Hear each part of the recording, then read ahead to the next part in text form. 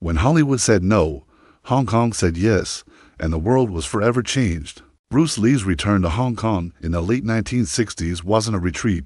It was a homecoming to unexpected fame. You see, while Hollywood producers couldn't see past his ethnicity, audiences in Asia had already fallen in love with him. His role as Kato in The Green Hornet had made him a star. Imagine this, stepping off a plane to find crowds lining the streets, chanting your name. Newspapers were buzzing, not just about an actor, but about a martial arts master whose skills seemed almost superhuman. Local producers, like the legendary Raymond Chow of Golden Harvest, saw what Hollywood missed, a once-in-a-generation talent. In 1971, the world got its first real taste of Bruce Lee as a leading man in The Big Boss. And what a taste it was. The film wasn't just a hit, it was a cultural explosion. It shattered box office records across Asia. Audiences were absolutely mesmerized. They had never seen anything like it. It wasn't just the fighting, it was the way he fought. The speed, the power, the sheer precision was breathtaking. But more than that, it was his charisma. He wasn't just throwing punches, he was telling a story with his body, conveying rage, justice, and a fierce sense of pride. He brought an emotional depth to action that was completely new. He wasn't a stuntman, he was an artist, and the screen was his canvas. Riding this incredible wave of success, he immediately followed up with Fist of Fury in 1972. This film took things to another level.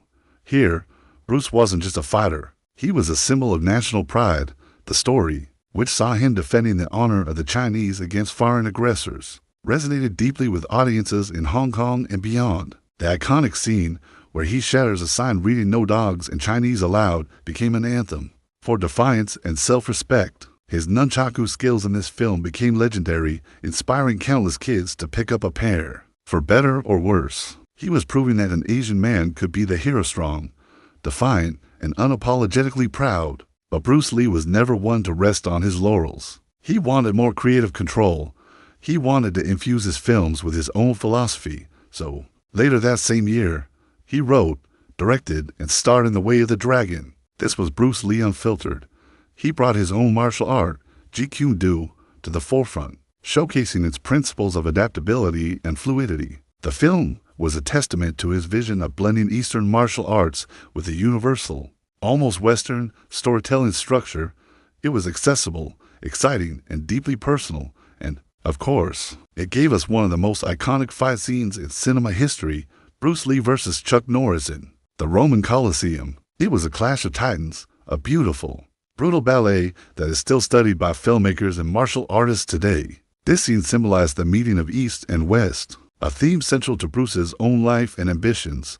Through these films, Bruce was doing something revolutionary. At a time when Hollywood was stuck casting Asian actors in stereotypical roles as villains, servants, or comic relief, Bruce was presenting a powerful, intelligent, and heroic Asian protagonist. He wasn't just a kung fu guy.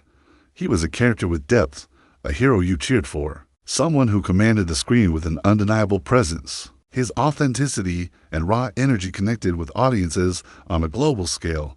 People in Europe, America, Africa, they might not have understood the language, but they understood the emotion. They understood the struggle, the discipline, and the triumph. He was speaking a universal language of action and spirit. Finally, Hollywood came calling again. This time, they weren't offering a sidekick role. They wanted to partner with him. The result was Enter the Dragon, a 1973 co-production between Golden Harvest and Warner Brothers. This was the film destined to make Bruce Lee a global superstar, the one that would finally bridge the gap between East and West. The production was a monumental undertaking, bringing a Hollywood budget and sensibility to a Hong Kong-style martial arts film. The film is a masterpiece of the genre, a slick, stylish spy thriller packed with unforgettable action sequences. Bruce's Hall of Mirrors fight is a classic piece of filmmaking, a brilliant blend of suspense, action, and visual poetry. He wasn't just an actor in the film, he was a philosopher, sharing his ideas on self-knowledge and adaptability. Tragically, Bruce Lee passed away just weeks before the film's release. He never got to see his ultimate dream realized. Enter the Dragon became a worldwide phenomenon. It introduced mainstream Western audiences to the beauty and excitement of martial arts cinema on a massive scale. It cemented Bruce Lee's status not just as a movie star, but as a cultural icon. He was more than a fighter. He was a symbol of breaking barriers, of cultural pride, of achieving the impossible through sheer will and discipline. He showed the world what a hero could look like. A hero wasn't defined by their race or their background, but by their skill, their philosophy, and their courage. By blending martial arts, philosophy, and incredible cinematic flair, Bruce Lee created a legacy that transcends film. He inspired generations of martial artists, actors, directors, and dreamers all over the world. His influence can be seen everywhere, from modern action movies to hip-hop culture, from fitness to philosophy. Bruce Lee didn't just kick down doors, he kicked down walls, and his impact continues to ripple across the globe.